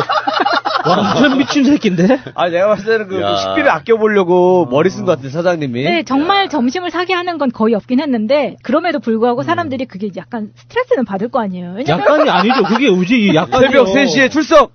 그리고 다 가정에 있는 사람들이니까 네. 새벽 1시에 이거를 보는 것도 되게 힘들 거 아니에요. 그런저런 이제 이게 되게 다르구나. 그리고 매일 밤 술 먹기를 좋아하는 사람이었어요. 자기가 외롭고 혼자니까 강아지 한 마리만 키우고 그럼 내가 그 강아지가 불쌍해서 주말에는 데리고 있고 막 이랬거든요. 그러니까 강아지랑 둘이 살면서 담배를 너무 많이 피니까 강아지가 너무 불쌍한 거야. 아까 이제 그렇게까지 했었는데 나중에 이제 그 사업자 상에는 이 사장이 항상 그 사업을 한번 망했었다 그랬잖아요. 그래서 자기가 통장을 못 만드니까 그 밑에 사입을 하던 여자 실장이 사업자 등록증 상의 사장이었어요. 이런 거 위험한데. 그래서 그게 실 대표자가 있지만 얘를 이제 내세워서 하는데 우리가 이제 조인트 벤처식으로 돼 있고 제가 일을 많이 하게 되다 보니까 이 실장은 학교도 잘 안 나오고 자기는 이름만 해놓고 나는 이거 이제 더 이상 하고 싶지 않으니까 이거 마차 자기가 이 회사 대표로 대신 들어가면 안 돼? 이런 이야기를 했어요. 자기는 이제 그만두고 싶다는 거예요. 우리 남편도 이제 그만두라고 하고 나도 이제 그만하고 싶다고 막 이제 이렇게 이야기를 하는 거예요. 그래서 근데 실장님 안 계시면 회사 잘 안 돌아가요. 그렇게 있어주세요. 이제 저는 계속 그렇게 이야기를 했고, 그거는 저한테 이야기를 할 게 아니라 자기네 사장하고 둘이 할 이야기지, 둘뿐이 사세요. 근데 둘이 싸우기도 엄청 많이 싸우지만 항상 화해도 잘해. 네, 잘하고 점심 저녁을 항상 같이 먹고 오랫동안 시간을 보내기 때문에 되게 뭐라 그러지? 힘든 시간을 같이 보내서 좀 끈끈했어요. 그런 게. 그럼에도 불구하고 이분이 계속 전체 회의를 할 때나 이럴 때 나는 못하겠으니까 그냥 니네들끼리 해. 난 좀 빼줘 이제. 막 이런 식으로 하는 거예요. 그걸 한 달을 하게 되면 어떻게 되냐면 직원들이 사기를 잡을 수가 없어요. 그렇죠. 네. 그래서 제가 사장님한테 저렇게 한 달씩이나 지금 계속 나가겠다고 하는데 어떻게 이제 정리를 해야 되지 않겠냐고 그렇게 이제 카톡을 보냈어요. 제가 사장님한테. 근데 제가 그렇게 보낸 이유도 사장님이 화분을 딱 사서 사진을 찍어서 보내면서 이거 너 가질래? 이렇게 보낸 거예요. 그래서 네 사장님 이것도 좋은데 지금 너무 실장님이 괴로워하는 것 같으니까 이것도 좀 정리를 하셔야 될 것 같은데 이렇게 보냈단 말이에요. 근데 그게 이제 그날 저녁이었고 그 다음날 아침에 딱 출근을 했더니 갑자기 그 여자가 실장이 계단으로 부르더니 갑자기 이러는 거야. 야, 네가 뭔데 사장님한테 나를 그만두라 말아 해? 딱 이러는 자기도 자기가 그만두겠다 어쨌든 해가지고 그냥 빨리 마무리 해주려고 한 건데 또 사장이 그렇게 전달했나 보네 또 그거를. 아니 근데 많이 보는 상황입니다. 그래요? 예. 그래서 저는 너무 벙찐 거예요. 그리고 이 사람이 나한테 이렇게 반말을 할 수도 없는 상황이었고 나는 누구한테 그런 말을 당해본 적도 없고 이게 도대체 뭐지? 이렇게 그러니까 원래 이렇게 되잖아요. 사장님께서 그 여자분한테 어떡할 거야? 회사 그만둘 거야? 다닐 거야? 또 다녔으면 좋겠는데 그렇게 엄청 많이 달랬어요. 자기 생각처럼 얘기해야 되는데 좀 마차가 그러는데 너 다닐 건지 안 다닐 건지 빨리 결정해 달라는데 그러니까는 너 일로 와봐 된 거지 뭐. 저도 사실은 내가 그렇게 말을 한 걸 어떻게 알았지라고 생각을 했는데 그렇게 전달이라도 했으면 다행이야. 뭐였냐면 이 여자가 그 사장님 핸드폰을 직접 본 거였어요.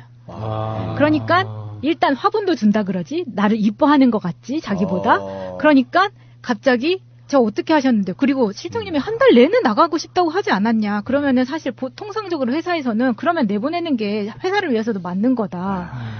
그렇게 나를 붙잡고 회사 그만두고 싶다고 한 사람이 갑자기 이렇게 돌변해서 나한테 이렇게 하면 어떡해요? 제가 이제 그렇게 얘기했죠. 두 분의 관계가 예를 들어서 사장님이 샤워하고 있을 때 그거 핸드폰 본 거라면 나차님이 무조건 불리한 상황입니다. 그래서 보통에 제가 당시에 그런 상황이면 너무 화가 났는데 화가 나서 눈물이 나는 거 있잖아요. 슬퍼서가 아니라 너무 열이 받은 이게 아니었는데 내 마음은. 근데 이거를 누가 나를 보호해줄 사람이 없는 거야. 우리 프랑스 사장님이 한테 내가 막 얘기를 했더니 자기가 얘기를 해보겠다고 했지만 이게 근본적으로 풀리지 않아. 그러니까 내가 직접 한국 사장님한테 이런 일이 있었다. 나보고 어떻게 하라는 거냐 얘기를 했더니 갑자기 사장님이 열이 받아가지고 문을 팡 차고 여더니 야, 너 당장 들어와! 하고 소리를 빡 지르는 거예요. 그 여자. 그 실장한테?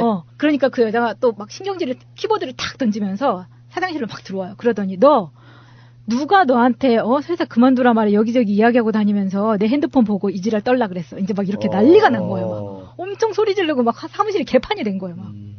그래서 나는 너무 억울하니까 난 내가 잘못한 게 하나도 없다고 생각을 했기 때문에 너무 당당했죠. 근데 그로부터 일주일이 지난 후에 사장의 태도가 바뀌는 거예요. 넌 아무 잘못 없으니까 그냥 가만히 있어라고 했던 사람이 이 여자한테 설득을 당해가지고 네가 거기서 왜 나서 이렇게 된 거예요. 그러니까 이 사장도 나한테 네가 그럼 사장 해볼래? 라고 대표이사 할래? 라고 이야기를 했던 게 제가 거절을 했던 이유가 이 회사에 이미 빚이 5, 6억이 있는데 저는 그것까지 떠맡을 생각이 없고 그리고 일단 중국 사무실하고의 관계에서 너무 지저분한 돈 거는 게 봤어요, 제가. 그러니까 나는 사실 그런 리스크를 안고 싶지 않았지. 그렇죠. 사실 뭐 다스처럼 이렇게 튼튼한 회사 하면 얼마든지 바지 사장을 할 수가 있어요. 근데 핫바지라도. 그렇죠. 근데 여기는 좀 위험한 회사이기 때문에 여기 잘못 빌려주면 이야기를 위험해요. 들어보니까 마천님이 기본적으로 사내 정치에 속은 거네요. 그 실장이라는 분을 내가 본 적은 없지만 기본적으로 남자든 여자든 자기의 어떤 사내에서 위치를 과시하기 위해서 칭얼대는 사람들이 있어요. 그래서 나 그만두고 싶어. 나 사장이랑 친해. 안 그러면은 저 사장의 약점을 알고 있어. 라는 걸로 해서 나는 이렇게 떠들어대도 안 잘리지롱. 라고 이렇게 과시하면서 너는 나보다 등급이 아래야. 너는 맞아요. 항상 나는 이렇게 그만두고 싶어도 잘릴 수가 없는 사람이야. 라는 걸 보여주려고 하는 사람들이 액션을 했을 뿐인데 마차님이 그만두시려나 보다 진지하게 받아들여가지고 아니 근데 그건 진짜 당연한 거니까 저희 입장에서는. 그리고 아니. 저는 사내 정체를 진짜 몰라서 그때도. 그리고 지금도 정말 지금도 그걸 알고 싶지도 않아. 나는 일만 열심히 했을 뿐이었어요. 그런데 밑에 직원 하나가 저한테 와서 얘기를 해주는 거예요. 대표님 너무 모르시는 것 같아서 내가 얘기를 하는데 둘이 그렇고 그런 사이 모르셨어요. 이렇게 얘기를 하는 거예요. 나는 이만큼의 의심도 하지 않았어요. 그럼 아까 내가 얘기했던 게 맞네. 아니 아까 전에 내가 예상했던 게 맞잖아요. 그 사장님 샤워하고 있을 때 본 거란 말이야. 아니 이거 걸렸네. 그래서 나는 너무 억울한 거. 그리고 상상을 할 수가 없었어요. 왜냐면 이혼했죠. 중국에 여자 있죠. 중국 여자가 자기 전 부인한테 생활비 대고 있죠. 근데 한국에서 또 바람을 펴? 사자성어 다다익선 그걸 다시 새겨 들으세요. 이건 무슨 사람과 전쟁에도 나와도 믿지 않을 만한 시나리오잖아 이게. 이게 근데 의외로 그분한테 그 사장님한테 배우고 싶네요. 근데 의외로요 그런 게 많아요. 아니 그래서 저는 정말 거기서 너무 충격을 받아가지고 그 이후로 이제 이 사람이 그렇게 문제가 생기니까 완전 여기서 조인트 벤처를 보고 다 이제 깨겠다고 하는 거예요. 그러면서 우리가 전자세금 계산서를 그대로 발행한 것도 돈을 주지 않는 거예요. 그래서 6,300만 원 받을 게 있었는데 예를 들어서 우리가 마진의 35%를 그 회사에 줬다. 근데 우리 이거 M&A 깨졌으니까 너네 이거 다시 마진 40%를 계산해서 다시 끊어줘. 이런 식으로 다 협박을 하는 거예요. 근데 귀찮아서 그냥 다 해줬어요. 다 해줬는데 마지막 1,800이 남았는데 그것마저 안 내겠다고 계속 우기니까 그 마지막을 제가 어쩔 수 없어서 대법원 전자촉탁 그 시스템을 이용해서 이제 한 거예요. 제가 작년에. 물어줬어요? 아니, 돈을? 제가 받을 사람이죠. 아, 받았어요? 그걸 이제 다음 주에 제가 재판을 가는 거예요. 소액 재판을. 근데 소액인데 그런 법원에 가는 게 처음이라서. 소액이 아닌데. 1,800. 아니, 소액이 아니잖아요. 소액이 아닌데 제 입장에서 소액이 아닌데 2천만 원 이하면 소액 재판인 거예요. 법적으로. 누가 정한 거야? 이거 서민의 마음을 모르고. 그러니까 그래서 이게 한 3, 4년 만에 그 사람들을 처음 보는 거예요. 내가. 그런데 그때 그 사건이 일어나고 나서 제가 한 5달 동안 먹는 거 자는 거를 못한 거예요. 왜냐면 이게 분노에 배신감에 뒤통수를 너무 많이 받아 해가지고 아니 내가 저번 주에 이야기했던 그 이 부장도 미친놈이었지만 내가 직접 내 사업처럼 굴렸던 이 회사에 이런 식으로 내가 믿었던 사람한테 이렇게 당했다는 게 그것도 드라마보다 더 엄청난 시나리오로 너무 말이 안 되는 거예요. 그러니까 약간 보이스피싱 당하신 분들이 돈 날린 게 억울한 게 아니라 자기가 너무 바보 같아갖고 너무 화가 난다는 못 참겠다라는 거예요. 그게 더 힘들다 그래. 그러니까 이제 마사님 좀 비슷한 것 같아. 야, 딱 정확하게 450만 원에 4배네요. 맞네요. 딱 곱하기 4. 그러네. 기하급수로는. 그래서 이제 제가 딱 3년 되는 날 이거를 대법원 신청을 하고 다음 주에 이제 가는데 사실 그 분노가 나는 솔직히 다시 보면 그 분노가 똑같이 일어날 것 같은 거예요. 나한테 어떻게 이럴 수 있어? 내가 뭘 잘못했는지 난 아직도 모르겠는 거야. 눈치가 없었던 게 죄죠.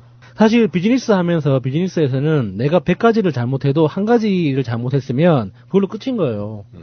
우리가 학교 성적 시험 점수 봤듯이 뭐 그 20문제 중에 뭐 하나 틀렸으니까 95점 이런 게 없어요.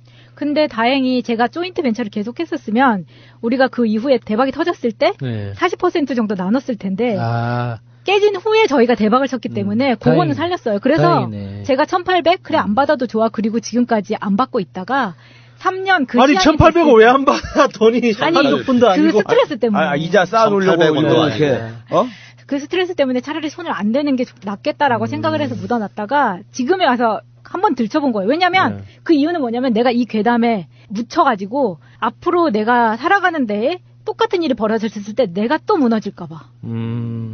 그래서 한번 해보자 하고 진짜 한 거거든요. 이제는 하나 더 예상을 해야 돼요. 회사 생활에서 실력, 뭐 나이, 뭐 여러 개 있지만 제일 민감한 게 사장님과의 정. 그거는 맞아요. 예, 요거 경계해야 됩니다. 사실 정말 조직 내 정치라는 게 진짜 무섭거든요. 그게 제일 중요하죠. 사람들이 왜 그러는지 정말 도저히 이해할 수는 없지만 뭔가 내가 당신보다 낫다는 걸 어떤 수단과 방법을 가리지 않고 증명을 하려고 해요. 저는 그게 너무 불편해서 그냥 사람들이 내 앞에서 이렇게 막 떠벌리면 예, 알겠습니다. 조심하겠습니다 하는데 그것에 대항하기 시작하잖아요. 그러면 떠벌리는 걸 넘어서 나를 파괴하려고 들어요. 그래서 사내 정치에서는 그러니까 내 스스로가 사내 정치에 어떤 욕망이 있으면 뛰어들면 상관없는데 그게 아니라면 그냥 제3자의 입장에서 그냥 그 말을 전하지 않는 호수 같은 사람이 돼야 돼. 누군가가 나한테 누구 험담을 하잖아요. 그냥 듣고 말아야지. 알아야 돼. 그 사람은 험담을 하는 이유가 이 말을 전해달라는 거거든요. 누군가한테. 그래서 그 소문의 진원지가 내가 되도록. 그래서 이 얘가 나를 음해하고 다녔다는 걸 증명하기 위해서 활용하는 거기 때문에. 마차님 좀 삼국지를 다시 10번 다시 한번 읽으셔야 될 것 같아. 그게 인간사의 모든 게 다 나오더라고. 진짜. 나도 그 얘기 많이 들었는데. 편법이 나오고 반칙이 나오고. 그러니까 약간 원칙주의자들에서 그래요. 그러니까 약속은 지켜야 되고 내가 할 일 잘하면 되고 할 줄 알지만 막상 저도 개그하거나 이거 하면서 느낀 건데 달라요. 나랑 맞아요. 약속한 대로 안 움직인단 말이에요. 예를 들어서 야, 회사 불만사항 다 얘기하기로 하자 하고 이제 손 들고 하나씩 얘기하기로 하자 약속했단 말이에요. 손 들고 이런 거 좀 바꿔줬으면 좋겠습니다. 근데 안 들어 나머지 애들이. 분명히 들기로 했는데. 이런 일도 너무 많고 매니저가 너무 잘못하는 게 많으니까 우리가 회사 사장님 만나가지고 다 얘기하자. 또 갔어. 또 얘기를 또 해요. 왜 우리끼리 불만을 다 얘기하니까. 사장님 만났어요. 얘기할 때 다 얘기하기로 했는데 또 얘기를 안 해. 그러니까 사장님만 나한테 이리가 회사에 불만이 많구나. 그러니까 우리끼리 있을 때는 하는데 막상 딱 그 중요한 순간 있잖아요. 발언을 해줘야 될 때 약속을 안 하는 사람이 되게 많다는 말이에요.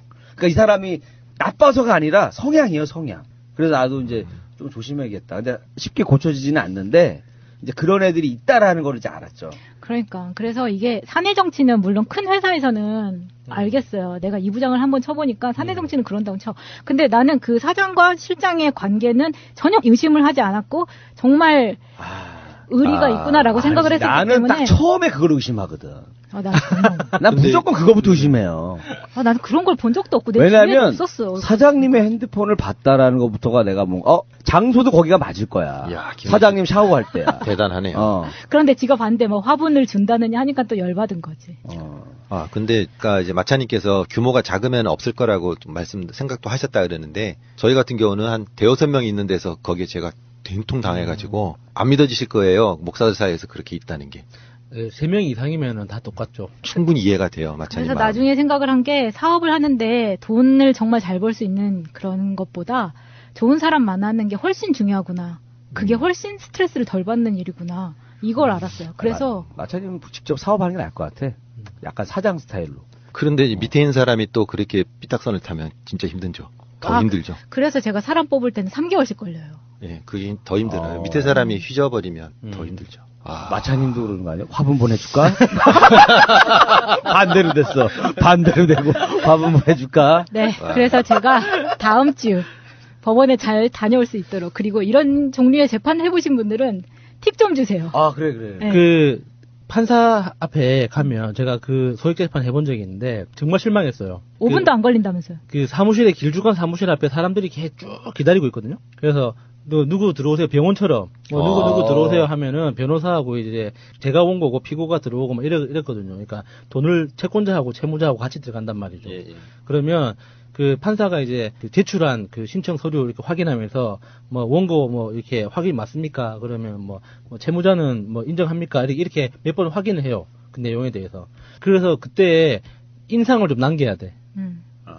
제가 저 돈 때문에 얼마나 어이씨. 막 울어야 돼요. 아니, 단기적으로 연기 학원을 좀 가가지고, 눈물 연기. 그러니까 이게 진짜 찰나예요. 이게 들어가서, 그러니까 법원 그 직원이 누구 들어오세요 해가지고, 이렇게 들어오면은 들어와서 따각따각 들어가고 앉아가지고, 재판석이 아니라 일반 사무실이에요. 사무실에 긴 의자 가운데 판사가 앉아있고, 이렇게 우리 데스크처럼 이렇게 서로 마주보고 앉게 돼 있거든요.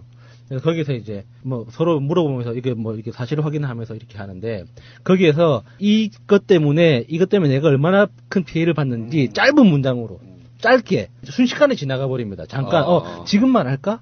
지금 판사님 이야기하고 있는데 언제 이야기하지? 망설이는 순간 다음 하고 지나가 버려요. 시간이 없구나. 네. 굵고 임팩트 있게. 네, 무조건 이야기해야 돼요. 그래서 알겠습니다. 흐름을 깨면서 제가 잘 다녀오도록 하겠습니다.